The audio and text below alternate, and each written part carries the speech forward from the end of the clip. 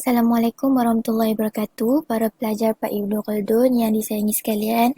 Okey, hari ini kita akan masuk ke standard pembelajaran iaitu menghuraikan keperluan persekitaran bagi sistem penakar poultry.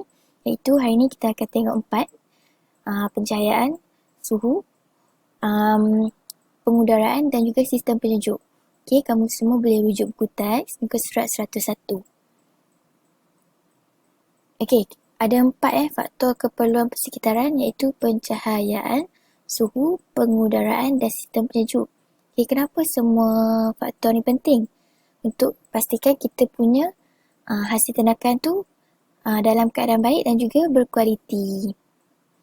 Baik, kita akan tengok faktor yang pertama iaitu pencahayaan.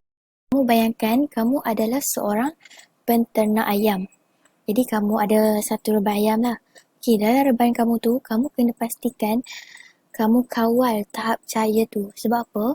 Kalau cahaya yang terang ni boleh menyebabkan ternakan kamu tu, ayam kamu tu terlalu bergerak aktif. Okey, bila mana ayam kamu tu bergerak aktif, dia akan bazirkan tenaga lah. Dia akan mengurangkan kecekapan pemakanan dan juga menurunkan pembesaran ternakan. Jadi kita tak mahulah semua benda tu berlaku. Okey? Kita kena kawal cahaya juga untuk pastikan, untuk elakkan kejadian patuk mematuk antara ayam tu. Dan juga kecederaan ternakan. Kita tak mahu ada kejadian patuk matuk dan juga ternakan kamu tu cedera lah, okey? Jadi lampu ni kebiasaannya berwarna oranye dan dengan tahap cahayanya adalah 5 hingga 25 watt. Okey, keberkesanan cahaya ke atas ternakan tu bergantung kepada intensiti dan juga tempoh siang dan malam. Okey. Kegelapan berpanjangan juga dia boleh merosakkan mata ayam. Okey. Kegelapan berpanjangan maksudnya pada waktu malam itulah. Okey. Dia boleh merosakkan mata ayam. Jadi sebab tu kita kena ada cahaya. Jadi cahaya ni untuk reban terbuka lah. Diperlukan pada waktu malam. Okey. Jadi kadar 1 watt bagi 1 meter persegi keluasan lantai dan juga ketinggiannya adalah 2.4 meter dari lantai. Okey. Tengok pula faktor yang kedua iaitu suhu. Tadi kita dah tengok faktor yang pertama iaitu cahaya.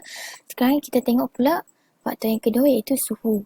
Okey, kawasan yang mempunyai iklim panas dan suhu yang tinggi perlu menggunakan reban jenis tertutup dan juga lantai dawai BRC. Okey.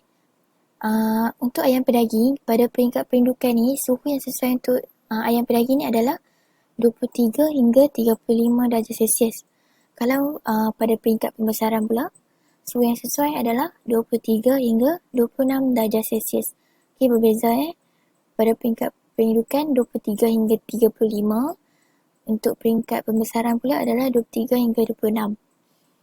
Okey, keadaan suhu dekat dalam reban tu perlu biasa dipantau untuk pastikan kita punya ternakan tu selesa.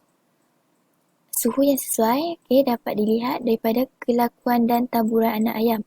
Taburan tu kamu boleh tengok dekat gambar raja di bawah ni. Kita tengok dulu gambar raja yang pertama. Ni sebelum tu kat tengah ni adalah alat pemanas dan yang kat sekelilingnya ni adalah anak ayam. Kita tengok kalau suhu terlalu tinggi, anak ayam ni akan menjauhi alat pemanas sebab suhu terlalu tinggi. Bila suhu terlalu tinggi, anak ayam akan menjauhi alat pemanas. Kalau suhu terlalu sejuk pula, kita tengok anak ayam ni dia akan mendekati alat pemanas. Kan sebab dia ni terlalu sejuk. Dia perlukan haba. Jadi dia akan mendekatilah alat pemanas tu.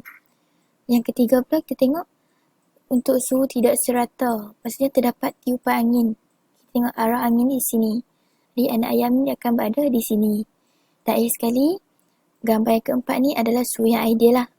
Maksudnya kamu tengok kalau anak ayam kamu tu taburan dia sekata, maksudnya suhu dekat dalam reban kamu adalah ideal. Okey. Sumber haba ni dia perlu dipasang 24 jam pada minggu pertama perindukan. Tadi saya bagi tahu minggu pertama kena pasang 24 jam. Okey. Tapi untuk minggu berikutnya, sumber haba ni perlu dipasang hanya mengikut keperluan sahaja. Bumbu reban juga mempengaruhi keadaan suhu. Okay.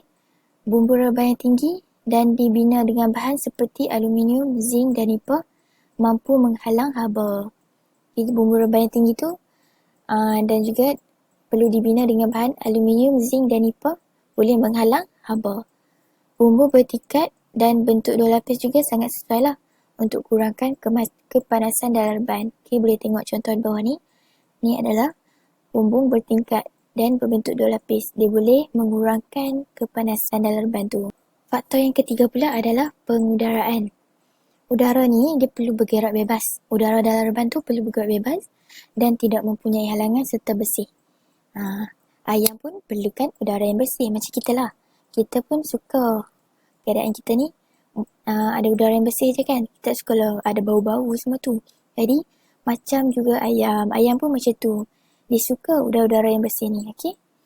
Okay, reka bentuk reban hendaklah disesuaikan untuk kurangkan kepanasan dan juga untuk sediakan pengudaraan yang baik. Okay, kenapa kita kena kawal kualiti udara? Yang pertama untuk keluarkan haba berlebihan dari dalam reban. Yang kedua untuk keringkan kelembapan lembap-lembap pada lantai dan juga sarap. Yang ketiga untuk hilangkan bau. Okay, bau najis-najis ayam semua tu kan. Yang keempat menghapuskan gas amonia yang terkumpul. Okay, membekalkan pengudaraan yang bersih dari sekali untuk jamin kesihatan ternakan dan juga manusia. Baik, dalam reban perlu ada kipas exhaust. Kipas exhaust ni sangat penting lah untuk pengudaraan, terutamanya reban tertutup.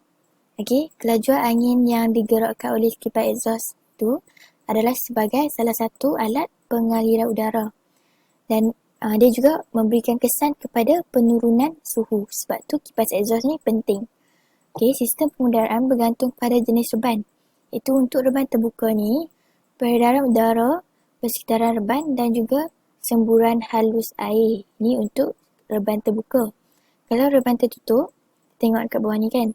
Reban tertutup, sistem tekanan udara positif. Dia ada sistem tekanan udara positif. Okay, untuk ini, kipas adalah berfungsi untuk mengalirkan udara dan juga menyeduh udara. Ini untuk tekanan udara positif. Kalau untuk sistem tekanan negatif pula, kipas ni dia berfungsi untuk menyalurkan udara dan juga membebaskan udara keluar. Okay, jadi ini adalah berbeza ya. Tekanan udara positif dan juga tekanan negatif. Sistem tekanan negatif. Okay. Untuk faktor yang terakhir adalah sistem penyejuk. Okay, ada dua kaedah pengudaraan dalam reban iaitu pengudaraan terowong tanpa pad penyejuk dan juga dengan sistem pad penyejuk. Kalau untuk tanpa pad penyejuk ni, dia mampu menurunkan suhu reban antara 4 hingga 7 Celsius.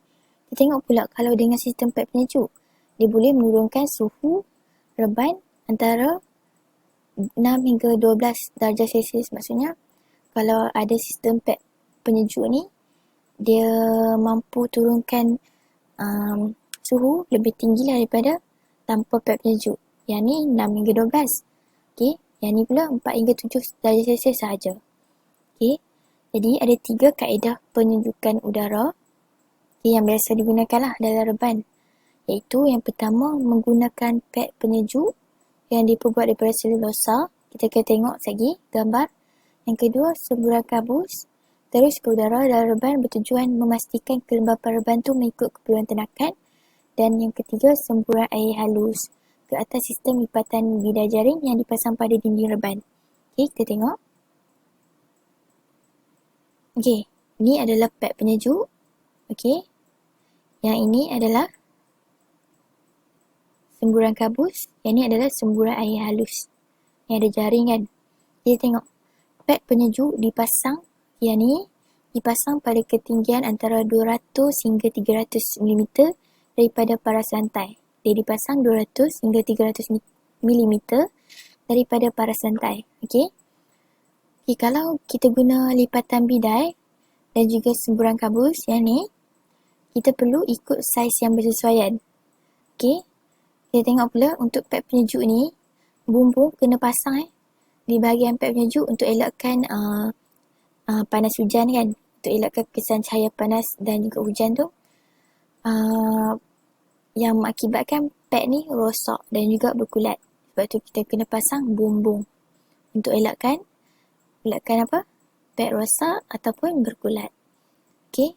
Kemudian kita juga kena pasang jaring yang halus dekat bahagian luar ni. Sebab apa? Sebab kita tak nak ada habu-habu ataupun kotor-kotor yang disedut sekali udara yang masuk melalui pad ni. Sebab tu kita kena pasang jaring yang halus lah. Okey, untuk elakkan habu ataupun kotoran masuk sekali ke dalam pad ni. Okey. Baik semua, itu sahaja kelas kita untuk hari ini. Jadi hari ini kita belajar apa? Kita belajar faktor keperluan persekitaran, iaitu ada 4. Itu apa? Yang pertama, pencahayaan. Yang kedua, suhu. Yang ketiga, pengudaraan. Dan yang keempat, sistem penyejuk. Okey, jadi itu sahaja. Macam biasa, saya akan bagi latihan dekat kamu. Latihan untuk hari ini saya akan bagi dalam bentuk Google Form. Jadi semua pelajar wajib siapkan. Okey? Jadi itu saja. Kita bersurai. Sekian. Terima kasih. Assalamualaikum warahmatullahi wabarakatuh.